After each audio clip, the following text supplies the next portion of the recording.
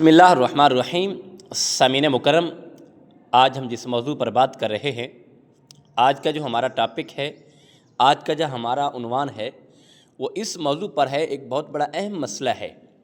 وہ مسئلہ یہ ہے کہ ہمارے ہاں معاشرے میں لوگ کہتے ہیں کہ اگر باپ نے زنا کر دیا، یعنی زنا کر دیا، جرم کر دیا، تو اس کا جو بدلہ ہے وہ اپنی اولاد میں سے چکائے گا، بیٹی کی صورت میں یا بیوی کی صورت میں، یا یعنی کسی بھی صورت میں وہ اس کا بدلہ چکائے گا، لازمی اپنے گھر سے یہ بدلہ دے گا۔ تو یہ جو مسئلہ ہے ایک بہت بڑا اہم مسئلہ ہے ہمارے معاشرے میں۔ یہ لوگوں کا جو ذہن بنا ہوا ہے، لوگ جو بات کرتے ہیں، یعنی یہ جو زنا ہے، یہ قرض ہے، یہ اپنی اولاد میں سے کسی نہ کسی سے چکانا پڑے گا۔ تو آج اس مسئلے پہ ہم آپ سے ڈسکس کرنے جا رہے ہیں، آج ہم آپ کو بتانے جا رہے ہیں۔ انشاءاللہ العزیز اگر آپ سنیں گے تو اس کا آپ کو ایک بہت بڑا فائدہ ہوگا۔ اگر آپ اسے دوسرے دوستوں تک بھی اگر شیئر کریں گے تو یقیناً اس کا بہت بڑا نفع ہوگا۔ تو آتے ہیں اس بات کی طرف، آتے ہیں اس مسئلے کی طرف۔ دیکھیں، جو اس طرح کی سوچ رکھتے ہیں، یعنی اگر بھائی نے جرم کر دیا، زنا کر دیا، یا باپ نے بھی زنا کر دیا، تو اس کا بدلہ اپنی اولاد سے، گھر میں سے کسی نہ کسی کو چکانا پڑے گا، بیٹی نے، بہن نے، یا اس طرح کر کے، تو یقیناً یہ سراسر غلط بات ہے۔ یہ سراسر غلط بات ہے۔ یقیناً اللہ رب العزت کی ذات جو ہے وہ بندے سے بڑھ کر بندے سے آزمائش نہیں لیتا، یعنی آزمائش نہیں لی جاتی۔ تو اب جس نے جرم کیا ہے، جرم تو اس نے کیا ہے، اب اس کا بدلہ یہ تو نہیں ہے کہ اس کی بیٹی یا اس کی بہن یا گھر میں سے کوئی چکائے گا۔ تو اس کا مطلب یہ تو نہیں۔ اب یہ دیکھیں، اس کو تفصیل میں یہ دیکھیں۔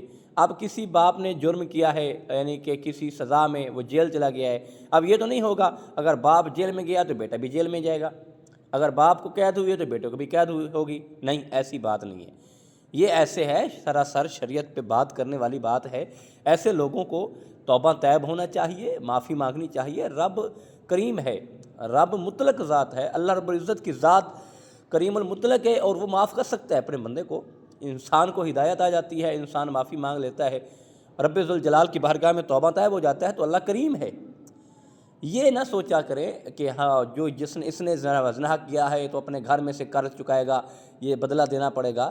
نہیں، ایسا نہیں ہوگا۔ اللہ رب العزت اس کو ہی جو جرم کرتا ہے اس کو ہی سزا دے گا۔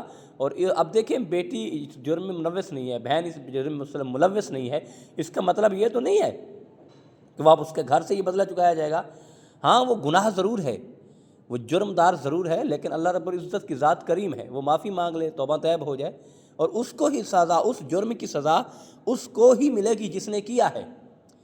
جس نے جرم کیا ہے سزا اس کو ملے گی اللہ رب العزت کی بارگاہ میں۔ اور جو لوگ اس طرح کی باتیں سوچتے رہتے ہیں، اس طرح کی باتیں کرتے رہتے ہیں، وہ ایک شریعت پہ ایک الزام لگانا ہے، شریعت پہ بات کرنی ہے، تو ایسے لوگوں کو چاہیے کہ اللہ رب العزت کی بارگاہ میں توبہ طیب ہوں، اللہ رب العزت کی بارگاہ میں معافی مانگیں۔ ایک گناہ تو گناہ ہے، جو چھوٹا ہو بڑا ہو، گناہ ہمیشہ گناہ ہے، لیکن یہ نہیں ہے۔ اب دیکھیں، باپ اچھا ہے اولاد بری نکل جاتی ہے، اور باپ برا ہے اولاد اچھی نکل جاتی ہے۔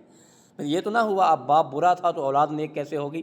اولاد کو تو برا ہونا چاہیے تھا، اولاد کو تو باپ کے نقش قدم پہ چلنا چاہیے تھا۔ اور باپ نے 2 قتل کیے ہیں تو بیٹوں کو بھی کرنے پڑیں گے، باپ کے نقش قدم پہ چلے گا۔